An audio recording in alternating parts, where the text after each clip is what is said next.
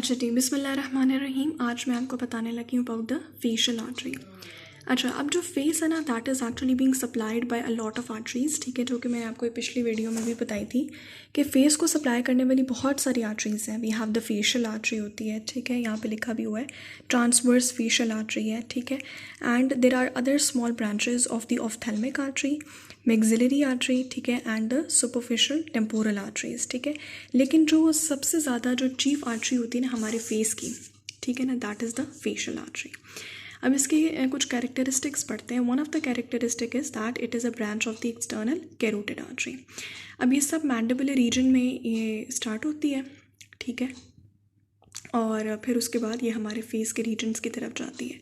अच्छा, यहाँ पे इन्होंने लिखा हुआ है कि इसका कुछ कोर्स जो है इस आर्टरी का वो नेक में भी है, ठीक है, तो वो अभी हमने नहीं पढ़ना। अभी हम सिर्फ वो कोर्स पढ़ेंगे फेशियल आर्टरी का जो कि इसके फेस में है, ठीक है।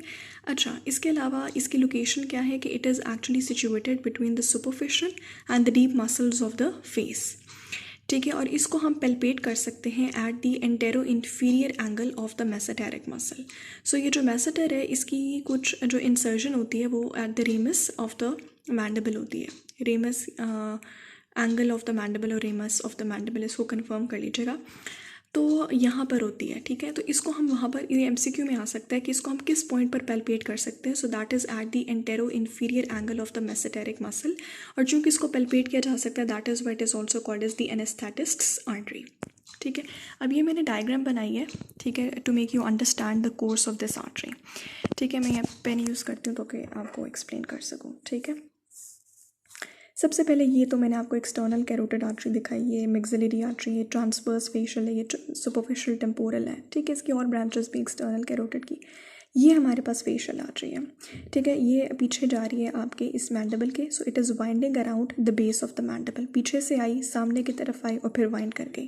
फिर ये हमारे पास तकरीबन, this is actually the point of the insertion of the mandible, also called is the antero inferior angle of the mandible. इस पॉइंट पर वो हमारे पास पियर्स करती है हमारे डीप सर्वाइकल फेशिया को, ठीक है। अब हमारे पास क्या होता है कि 1.25 सेंटीमीटर्स अबव जो है ये असेंड करती है और ये हमारे पास ट्रैवल करती है towards the lateral side of the nose, ठीक है, नोज़ की तरफ ट्रैवल करती है। अच्छा, एक इसका फीचर क्या है कि इसका कोर्स जो है that is very tortuous, and why, क्योंकि हमारे पास मैंडिबल की मूवमेंट्स भी होनी होती है, लिप्स की मूवमेंट्स भी होनी होती है, चीक्स की मूवमेंट्स की होनी होती है, तो कहीं ये अनड्यूली स्ट्रेच ना हो जाए, ठीक है। तो इसने 1.25 सेंटीमीटर्स अबव ट्रैवल करना है और इसने कहाँ जाना है, इसकी टर्मिनेट करना है at the medial angle of the eye, ठीक है, the medial angle of the eye. तो अब मैं साथ साथ इसकी ब्रांचेस भी बताती जाती हूँ। सबसे पहले ये इन्फीरियर लेबाइल ब्रांच देती है। Labile is for lips, so that is lower lip को सप्लाई कर रहा है।